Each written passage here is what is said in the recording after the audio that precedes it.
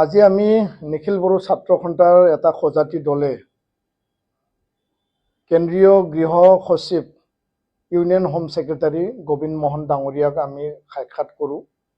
প্ৰায় আধা ঘণ্টা ধৰি আমি আলোচনা কৰোঁ আৰু নতুনকৈ উদ্বোধন কৰা কৰ্তব্য ভৱন 3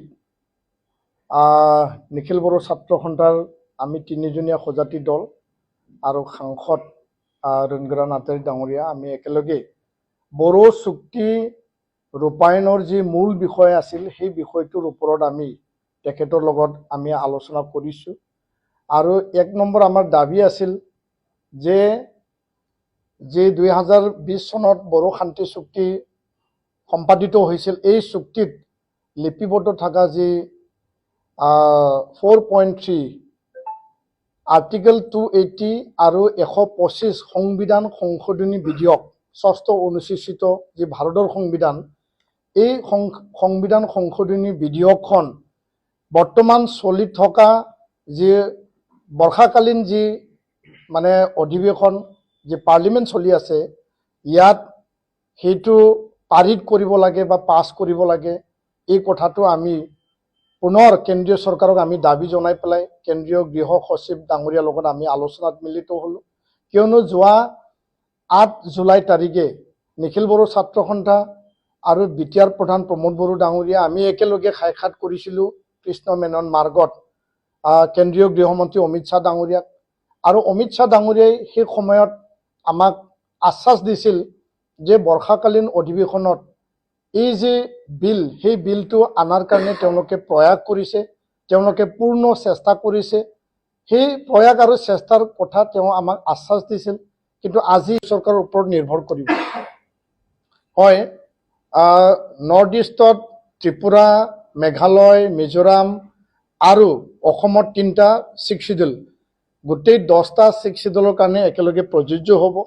আৰু আমি এই কথাও কৈছোঁ যে গৃহমন্ত্ৰী ডাঙৰীয়াকো 8 জুলাইত আমি কৈছিলোঁ, আজি গৃহ সচিব ডাঙৰীয়াকো কৈছোঁ যে যদি বিভিন্ন ৰাজ্যত সেই বিধেয়কখন আনাত যদি অসুবিধা আছে, কাৰণ অসমৰ মাননীয় মুখ্যমন্ত্ৰী ডাঙৰীয়া ডক্টৰ হিমন্ত বিশ্ব শৰ্মাই কৈছে যে অসমৰ ক্ষেত্ৰত কোনো চৰকাৰৰ আপত্তি নাই, চৰকাৰৰ কোনো বাধা নাই, কাৰ্বি আংলং, ডিমা হাছাও, বিটিআৰ, তো অসমখন অকল অসমৰ কাৰণে সেই বিলটো আনক, বাকীবিলাক পিছত আহিব।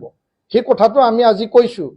আৰু ইয়াৰ কাৰণে বাকী ৰাজ্যৰ কাৰণে যদি সমস্যা হৈছে সেইটো আমি নাজানো। আমি জানো যে চুক্তি হৈছিল, 5টা বছৰ উকলি গ'ল আৰু চুক্তিৰ আধাৰত সাংবিধানিক যি এটা ইয়াৰ মৰ্যাদা, সাংবিধানিক যি এটা ইয়াৰ মানে ষ্টেটাছ, সেই ষ্টেটাছটো মানে 60টা সমষ্টি তাত মানে বাঢ়োৱা, পাৱাৰ এণ্ড ফাংচন আৰু বাকী যিখিনি সাংবিধানিক তাত মৰ্যাদা বা অধিকাৰ প্ৰদান কৰা হৈছে এই এমেণ্ডমেণ্টত 125, সেইটো প্ৰদান কৰিব লাগে। আৰু ডাইৰেক্ট ফাইনেন্সৰ যি প্ৰভিজন আছে সেইটো প্ৰদান কৰিব লাগে। আমাৰ দাবী এইটোৱে।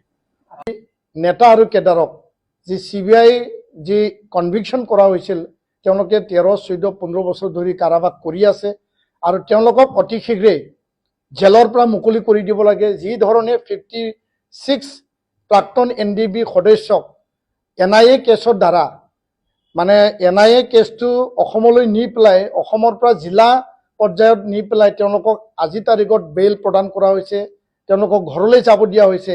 একে স্পিৰিটত ৰঞ্জন দৈমাৰী আৰু আন সদস্য 6 গৰাকীক অতি শীঘ্ৰে মুকলি আকাশত আনিব লাগে। সেই 3টা মূল দাবী, 125 এমেণ্ডমেণ্ট সংশোধনী বিধেয়ক, ST hill Bodo Kachari living in Karbi Anglong, আৰু 3 নম্বৰটো ৰঞ্জন দৈমাৰী এণ্ড 6 আদাৰ্ছ, তেওঁলোকক জেলৰ পৰা মুকলি আকাশত এৰি দিব লাগে। সেই 3টা দাবীক লৈ পেলাই আমি আলোচনা কৰিলোঁ। আলোচনা সৌজন্যমূলক আছিল। আলোচনাত খুব গুৰুত্ব সহকাৰে কেন্দ্ৰীয় গৃহ সচিব ডাঙৰীয়াই শুনিছে আৰু একেলগে তাত মানে এডিশ্যনেল ছেক্ৰেটাৰী পীয়ুষ গোৱেল ডাঙৰীয়াও আছিল। আৰু সেই আলোচনাত এটা ফলপ্ৰসূ ৰাস্তাৰে আগবাঢ়ি যোৱাৰ কাৰণে আমি চৰকাৰক আমি হেঁচা দিছোঁ, আমি দাবী জনাইছোঁ। আৰু এই কথাও আমি কৈছোঁ যে আমাৰ চিন্তাত, আমাৰ মনত এই কথাটো নাহে, কিন্তু আমি বাধ্যত ক'ব লগা হৈছোঁ, আমি কম্পালচন হৈছোঁ। কিয়নো 5টা বছৰ উকলি গ'ল আৰু 5 বছৰত যি মূল যি বিষয় আছিল যে সংবিধান সংশোধনী বিধেয়কৰ যোগেদি যি এই চুক্তিক এটা মানে যে এটা সাংবিধানিক মৰ্যাদা প্ৰদান কৰিব লাগে, এই বিষয়টো লৈ পেলাই আমি কেন্দ্ৰীয় গৃহ সচিব ডাঙৰীয়াক আমি কৈছোঁ। আমি অনিচ্ছা সত্ত্বেও আমি ক'ব লগা হৈছে যে যদি এই বিধেয়কখন অতি শীঘ্ৰে যদি পাৰিত নকৰে বা এই বছৰৰ ভিতৰত এই বৰ্ষাকালীন যি মানে যি অকালীন অধিৱেশনৰ আধা সময় মানে যিখিনি দিন আছিল সেই দিনৰ আধাই এতিয়া গ'ল, এতিয়ালৈকে সেইটো টেবুলত অনা নাই। আমি দাবী জনাইছোঁ যে 21 বা 22 আগষ্টলৈকে যি বৰ্ষাকালীন অধিৱেশন চলিব, বড়ো ৰাইজে বিচৰা, বিটিয়াৰবাসী ৰাইজে বিচৰা এই যি মূল বিষয়, সেই মূল বিষয়টো সংসদত বৰ্ষাকালীন অধিৱেশনত আনিব লাগে। সেই দাবী আমি কেন্দ্ৰীয় গৃহ সচিবৰ যোগেদি গৃহমন্ত্ৰী ডাঙৰীয়ালৈ আমি আমাৰ দাবী আমি প্ৰেৰণ কৰিছোঁ আজি। 2 নম্বৰ কথাটো আছিল যে বড়ো চুক্তি অনুযায়ী কাৰ্বি আংলঙত থকা বড়োসকলক পাৰ্বত্য জিলাৰ মৰ্যাদা প্ৰদান কৰিব লাগে, ST হিলৰ, আৰু কাৰ্বিসকলৰ কাৰ্বি চুক্তি অনুযায়ী ST প্লেনৰ মৰ্যাদা প্ৰদান কৰিব লাগে। আৰু তেখেতে এই বিষয়টো যে ট্ৰাইবেল এফেয়াৰ্ছ জনজাতি পৰিক্ৰমা মন্ত্ৰালয়, সেই মন্ত্ৰালয়ত বৰ্তমানো পেণ্ডিং অৱস্থাত আছে বা এই যি মানে বিষয়টো ট্ৰাইবেল এফেয়াৰ্ছে চাই আছে, তেওঁ এইটো আমাক অৱগত কৰাইছে, আমাক জনাইছে। 3 নম্বৰ দাবীটো আছিল যে ৰঞ্জন দৈমাৰী আৰু আন 6 গৰাকী ৰঞ্জন এইটো পাৰিত নকৰে, অনাগত অক্টোবৰ আৰু নৱেম্বৰ মাহৰ পৰা নিখিল বড়ো ছাত্ৰ সন্থাই ইয়াক পাৰিত কৰাৰ কাৰণে চুক্তি 100% ৰূপায়ণৰ কাৰণে আমি গণতান্ত্ৰিক শান্তিপূৰ্ণ আন্দোলন কৰিবলৈ বাধ্য হ'ব। আৰু যদি নহয় আমি গণতান্ত্ৰিক শান্তিপূৰ্ণ আন্দোলনৰ পথলৈ আমি যাম বুলি আজি আমি তেখেতক অৱগত কৰি আহিছোঁ। নাই, নিখিল বড়ো ছাত্ৰ সন্থা এই আন্দোলনত এই চুক্তিত আন্দোলনৰ পিছত চুক্তিত মূল যিহেতু চুক্তি স্বাক্ষৰকাৰী ভূমিকা লৈছিল আৰু আমি চুক্তি স্বাক্ষৰকাৰী সংগঠন হিচাপে আন NDB 4টা ফৈদ আছিল, UBPও আছিল, তেওঁলোকৰ লগতো আমি আলাপ আলোচনা কৰিম। কাৰণ সেই সংগঠনটো যিহেতু এতিয়া ex-NDB ৱেলফেয়াৰ এছ'চিয়েশ্যন হিচাপেহে আছে, তেওঁলোকৰ লগতো আমি আলোচনা কৰিম।